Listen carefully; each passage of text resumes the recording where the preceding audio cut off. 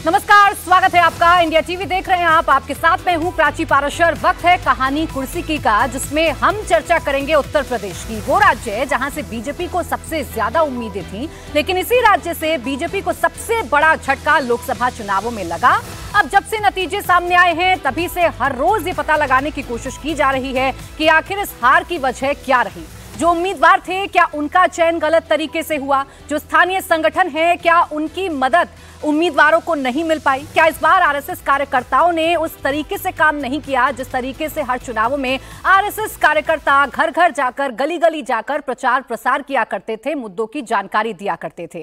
क्या मुख्यमंत्री योगी आदित्यनाथ का जो कार्यकाल है उसमें कुछ ऐसी त्रुटियां रहीं जिसकी वजह से बीजेपी को सबसे बड़ी हार का सामना करना पड़ा? इन बीते 10 सालों की अगर आप देखेंगे तो बीजेपी को सबसे बड़ा झटका उत्तर प्रदेश में लगा, वो भी तब जब सूबे में मुख्यमंत्री योगी आदित्यनाथ की सरकार है। राम मंदिर का मुद्दा है जिसे जीवित करने की कोशिश की गई थी। लगातार बैठकों का दौर जारी है। कल अफसरों के साथ मुख्यमंत्री योगी आदित्यनाथ ने बैठक की, तो अब क्षेत्र वाइज चर्चा की जा रही है, अब रीजन वाइज बताया जा रहा है, उम्मीदवारों को बुलाया जा रहा है। और जो प्रदेश संगठन के अध्यक्ष हैं भूपेंद्र चौधरी, धर्मपाल सिंह, ये बैठकर उन उम्मीदवारों से चर्चा कर रहे हैं और ये पता लगाने की कोशिश कर रहे हैं कि आखिर चूक कहां पर हो गई, ताकि उसे दुरुस्त किया जाए और ये पता लगाया जाए कि कहां पर काम करने की जरूरत है। कल अवध क्षेत्र की बैठक की गई है, आज कानपुर बुंदेलखंड क्षेत्र की बैठक की जाएगी और जानकारी जुटाई जाएगी कि कमी कहां पर रह गई और कैसे उन कमियों को ठीक करना है। कल एक एक करके जो हारे हुए उम्मीदवार थे उनसे भूपेंद्र चौधरी की मुलाकात हुई, धर्मपाल सिंह की मुलाकात हुई। बंद लिफाफे में जो कैंडिडेट्स थे वो सारे रहस्य लेकर पहुंचे और ये बताया कि उनके हिसाब से उनके क्षेत्र में वो कैसे हारे हैं, संगठन की क्या त्रुटि रही, कैसे भीतर घात हुआ, आरक्षण का मुद्दा कैसे सबसे बड़ा मुद्दा बन गया और आखिरी वक्त तक इसकी काट उम्मीदवारों के पास नहीं थी, बीजेपी के बड़े बड़े नेताओं के पास नहीं थी।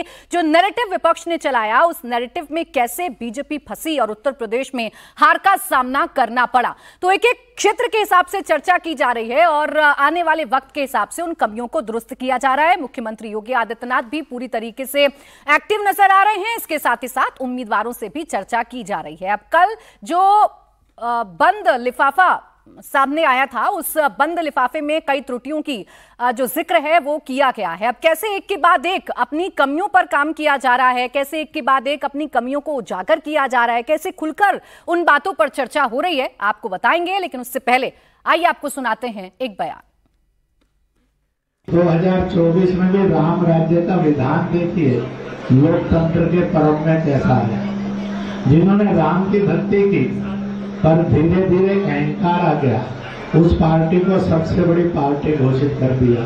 पर उसका और जो पूरा उसको मत मिलना चाहिए, जो शक्ति मिलनी चाहिए, वो भगवान ने अहंकार के कारण होगा। जिन्होंने राम का विरोध किया उनमें से किसी को भी शक्ति नहीं दी, सब मिलकर भी नंबर 1 नहीं बने, नंबर 2 पर खड़े कर। जिस पार्टी ने भक्ति की, अहंकार आया, उसको 241 पर रोक दिया, पर सबसे बड़ी बना थी। जिनके अंदर राम की अनास्था थी, अश्रद्धा थी, और उनको सबको मिलकर 234 पर रोक दिया।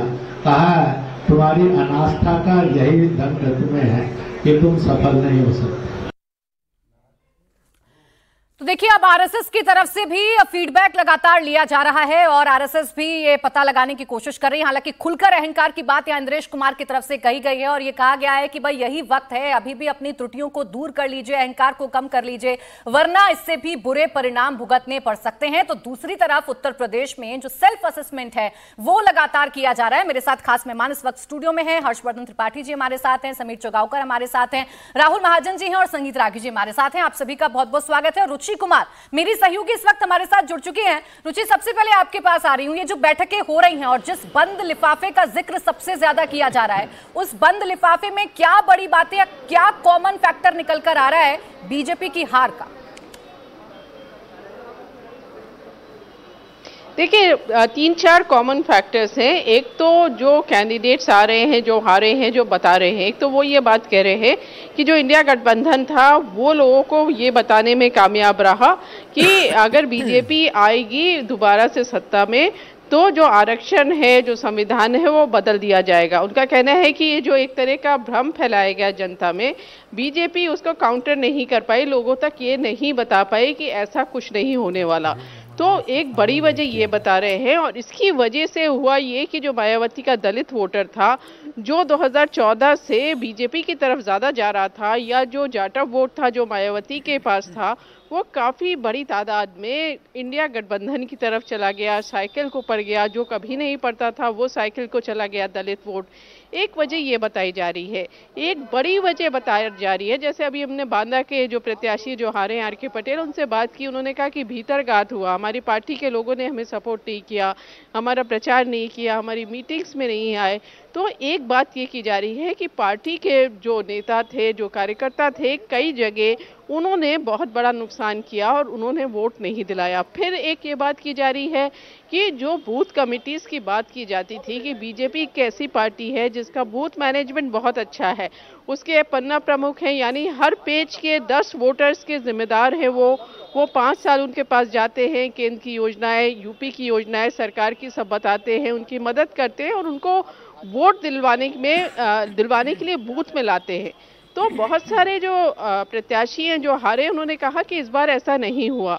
अब भूपेंद्र चौधरी जो पार्टी के अध्यक्ष हैं, उनसे हमारी बात हुई, उन्होंने कहा कि देखिए आप सहारनपुर से शुरू कीजिए और सोनभद्र तक चले जाइए, पूरी सब जगह बीजेपी का वोट ज़्यादातर जगह कम हुआ है और जो दलित वोट है वो हमसे खिसका है। तो हम इन सब कारणों की वजह जानने के लिए ये मीटिंग्स बुला रहे हैं। अब देखिए कितना ज़बरदस्त मैनेजमेंट था, बूथ मैनेजमेंट तो था ही।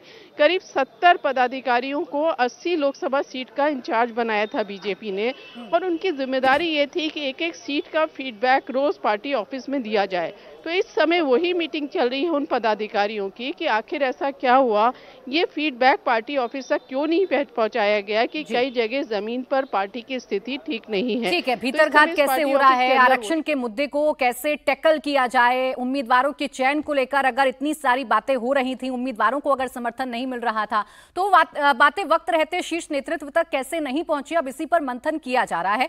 कल अवध क्षेत्र की बैठक की गई है, एक उम्मीदवार से बातचीत की गई है, आज कानपुर बुंदेलखंड क्षेत्र की बैठक चल रही है।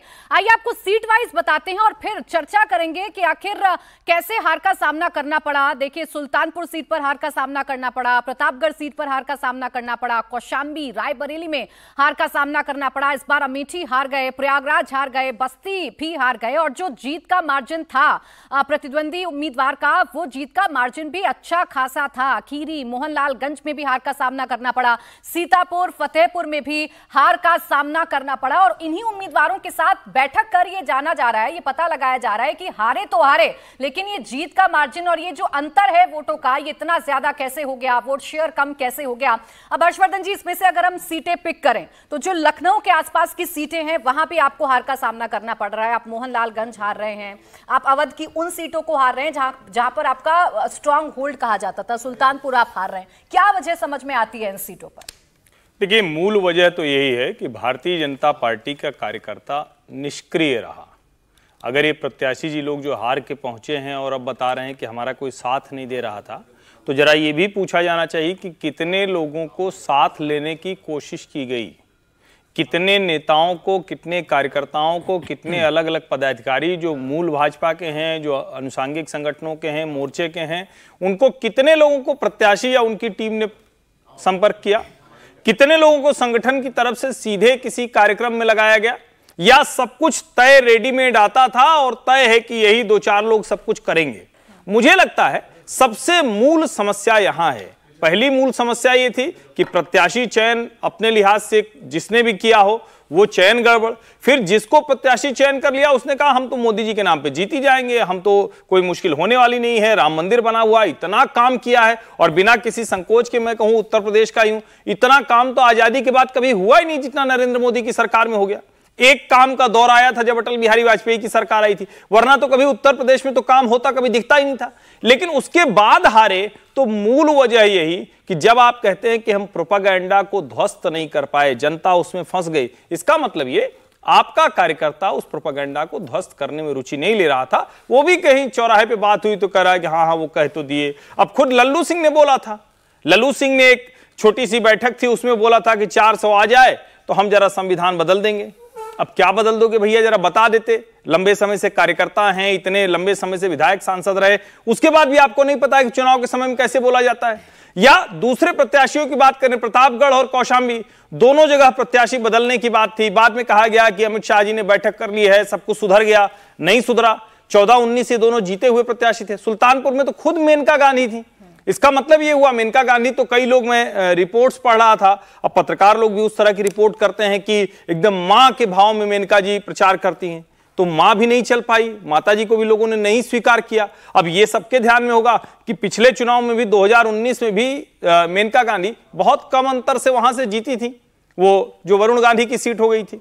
तो अब चक्कर यही है कि आप ढेर सारी चीजों को कौन कौन सी चीज पकड़ेंगे और कहां सुधार करेंगे। सुधार होगा या फिर हम कहेंगे कि अच्छा ठीक है, जिसको बहुत एकदम देशज भाषा में कहते हैं कि टोपी ट्रांसफर कर देंगे, वो बता देगा उसकी गलती थी, वो बता देगा उसकी गलती थी। आप पन्ना प्रमुख का जिक्र कर रहे हैं, आप जिला अध्यक्ष का जिक्र कर रहे हैं, आप स्थानीय संगठन का जिक्र कर रहे हैं, आप तो अब सब ये बता रहे हैं कि ये इसने हमारी मदद नहीं की इसलिए हम हार गए, हमारी इतनी कोई जिम्मेदारी है नहीं, ऐसा नजर आ रहा है। नहीं, इसका मतलब हुआ कि जब चुनाव चल रहा था तो आपने सबको कहा था ठीक है, कोई आए ना आए, काहे को जितने लोग आएंगे उतना हमारा खर्च बढ़ेगा, उतनी हमारी मेहनत बढ़ेगी, उतने लोगों को सुबह शाम चाय नाश्ता कराना पड़ेगा। इसका मतलब तो यही हुआ ना। इसका मतलब यह कि जिस वक्त सबसे ज्यादा आवश्यकता थी उस वक्त प्रत्याशी या वहां का स्थानीय संगठन वो पूरी तरह से एकदम निर्लिप्त भाव में बैठा हुआ था कि मोदी जी की सभा होगी, सब कुछ हो जाएगा, जीत जाएंगे प्रत्याशी। क्या करना है, मेहनत बहुत करनी नहीं। अब देखिए, खीरी की अगर हम बात करें संगीत रागी जी, 34,000 वोट से यहां से अजय मिश्र टेनी को हार का सामना करना पड़ा। एक बड़ा चेहरा, विपक्ष ने बहुत कोशिश की कि उनके चेहरे पर डेंट लगाया जाए और वो कोशिश कहीं ना कहीं कामयाब साबित हुई। आपको खीरी में भी हार का सामना करना पड़ा। एक बार फिर आपकी जो रणनीति थी वो असफल हो गई। देखिए, मुझे नहीं लगता है कि वो चेहरे पर डेंट लगाने से हुआ। ऐसा होता तो ब्रजभूषण शरण सिंह का बेटा हार जाता। ऐसा नहीं हुआ है। मुझे लगता है कि कुछ न कुछ एक जो सिस्टेमिक प्रॉब्लम है भारतीय जनता पार्टी के ऑर्गेनाइजेशन में, वो कहीं ना कहीं दिखाई दिया है। और जब तक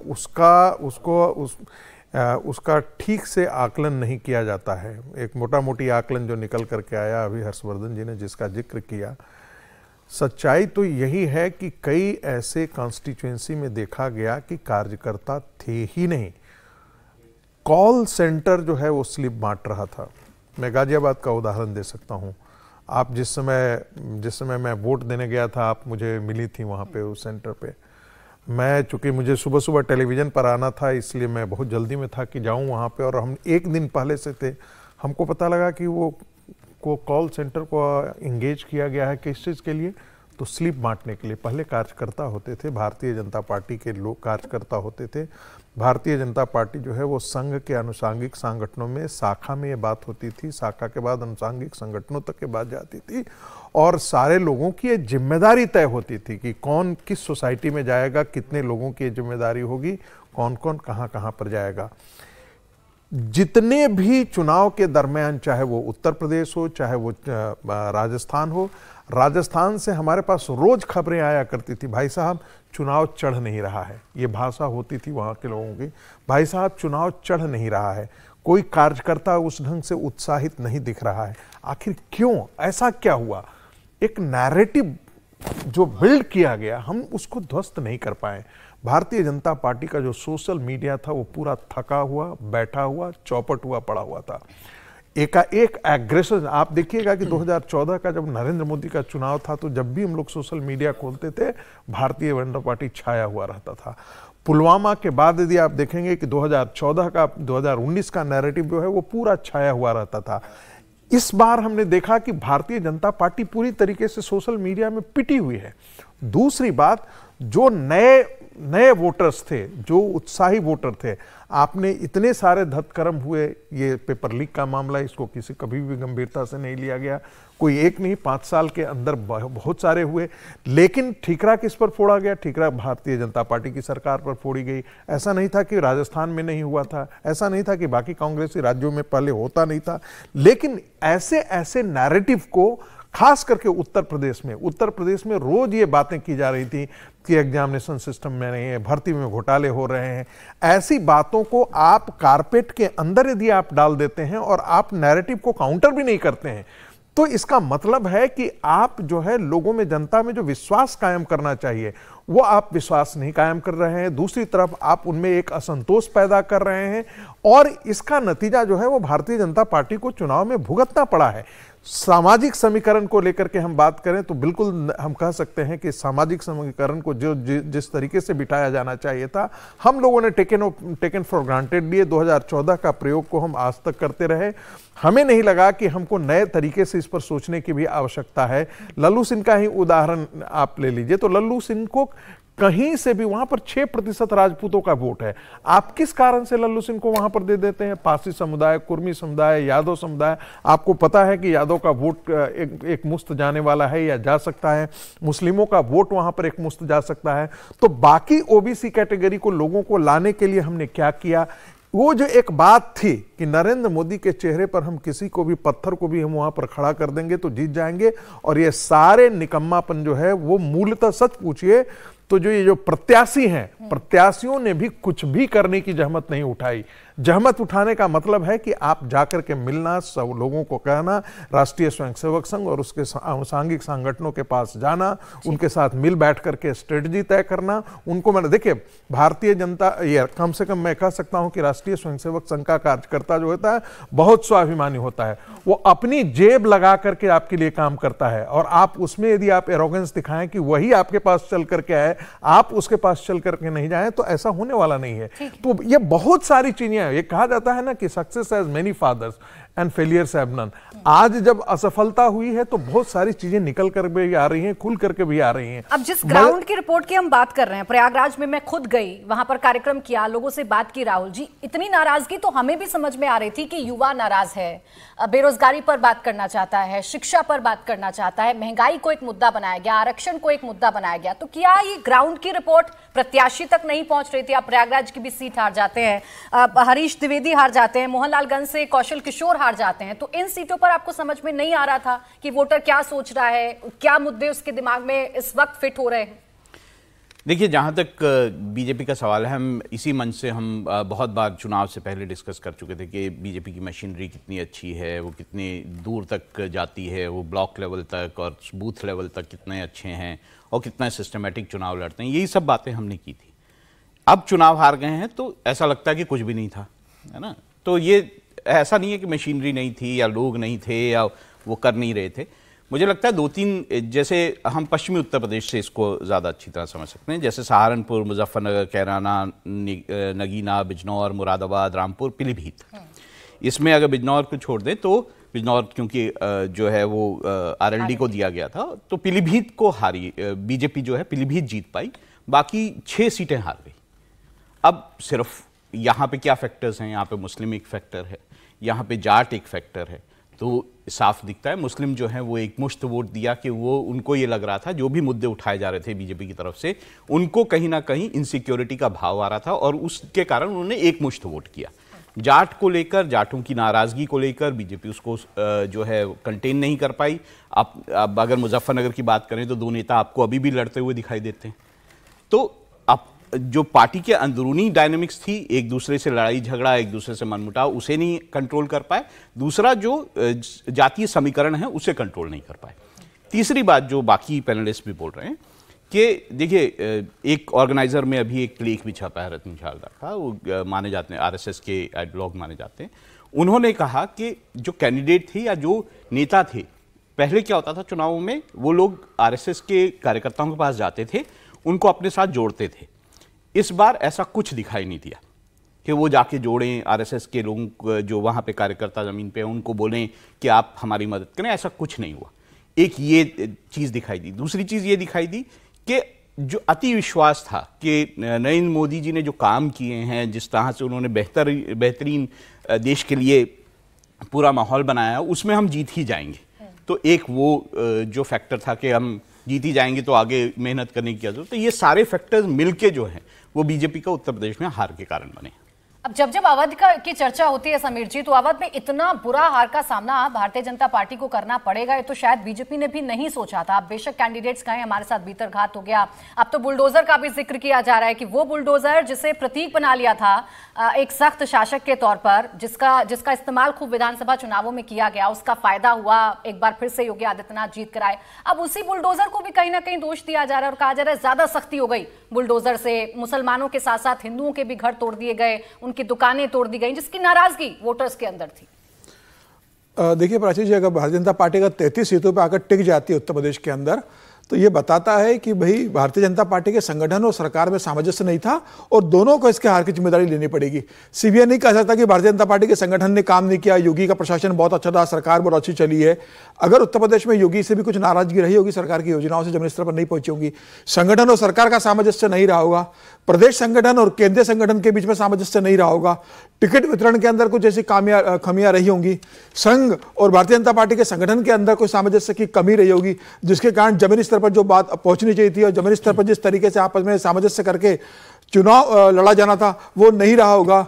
मुझे लग रहा है कि अब भारतीय जनता पार्टी का प्रदेश संगठन कोशिश कर रहा है पता करने की, केंद्रीय नेतृत्व अलग पता कर रहा है कोशिश करने की, संघ भी अपना फीडबैक लेगा कि ऐसी बुरी हालत क्यों हुई है, क्या कारण रहा है, सब अपने अपने आंकड़े निकालेंगे। उसके बाद मुझे लग रहा है कि पता पड़ेगा कि किन किन वजहों से भारतीय जनता पार्टी को बुरी हार का सामना करना पड़ा। लेकिन ये बात भी भारतीय जनता पार्टी को मानना पड़ेगा कि सिर्फ राम के नाम पर उसे ये मान लेना कि राम और मंदिर और मोदी और मंदिर आपको चुनाव जिता देंगे, बस एक मंदिर बना दो और मोदी का नाम ले लो तो आपको कुछ करने की जरूरत नहीं है। मुझे लग रहा है कि अभी आंखें खोलने के समय है भारतीय जनता पार्टी को कि सिर्फ राम के नाम पर और सिर्फ मोदी के नाम पर आप नहीं जीत सकते, जमीनी स्तर पर भी आपको काम करना पड़ेगा। और अगर विपक्ष नैरेटिव बना रहा है किसी बात को लेके कि आरक्षण खत्म हो जाएगा, आरक्षण को खत्म कर देंगे, ये संविधान को बदल देंगे, तो मुझे लग रहा है कि जब विपक्ष की बातों को जनता इतनी गंभीरता से सुन रही है, प्रधानमंत्री मोदी तो लगातार रैली में बोल रहे थे, आरक्षण को लेकर उन्होंने बोला है, संविधान को लेकर उन्होंने बार बार बोला है, वो जानते थे कि विपक्ष ये नैरेटिव को फैला रहा है।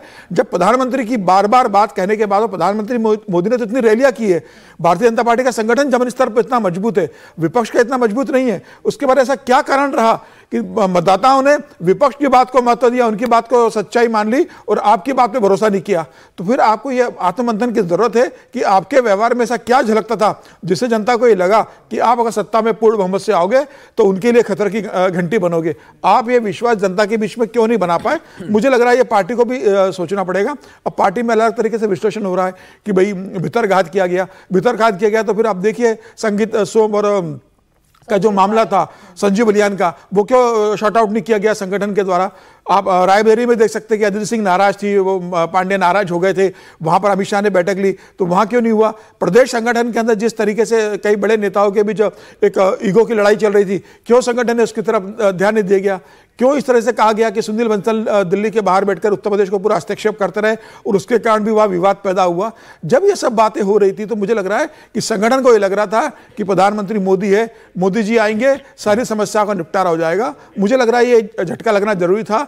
अब आंख खुलेगी तो संगठन निश्चित रूप से एक लगता है जमीनी स्तर की जो सच्चाई होगी उसका अध्ययन करेगा और भविष्य के लिए सबक सीखकर ये तैयारी करेगा कि भविष्य में भारतीय जनता पार्टी की ऐसी दुर्गति न हो। तो टिकट वितरण भी उस हिसाब से होंगे, जातिगत समीकरण भी उस हिसाब से होंगे, और जातिगत समीकरण तो भारतीय जनता पार्टी ने साधे ही थे। आप ओम प्रकाश राजभर को लेके आ गए थे, आप जयंत चौधरी को लेके आ गए थे, बिहार में आपने उपेंद्र कुशवाहा को जोड़ लिया था, आपने अनुप्रिया पटेल को अपने साथ जोड़ के रखा था। तो जो जातिगत समीकरण आपको लगते थे आपने वो साधे भी, टिकट भी आपने जाति को ध्यान में रखते हुए बांटे थे। उसके बाद भी अगर आपके जातिगत समीकरण सक्सेसफुल नहीं हो रहा है और विपक्ष का नैरेटिव चल रहा है तो मुझे लग रहा है कि आत्ममंथन करने की जरूरत है कि हमारे पास सब कुछ होते हुए भी हमें मतदान क्यों नहीं मिला, जनता ने हमें वोट क्यों नहीं दिया, इसकी जांच करने की जरूरत है। कामगार साबित हुए, बहुत छोटी सी समीर जी ने कहा, ये बहुत इंपॉर्टेंट बात कही। सब चीज आपके पक्ष में था, सब चीज था, आपने बहुत अच्छा काम किया था। ये आज बेशक हम कहते हैं कि बुलडोजर के कारण जो है नाराजगी थी, जिसको नाराजगी थी वो ऑलरेडी आपके पास वो आपको वोट नहीं देता था,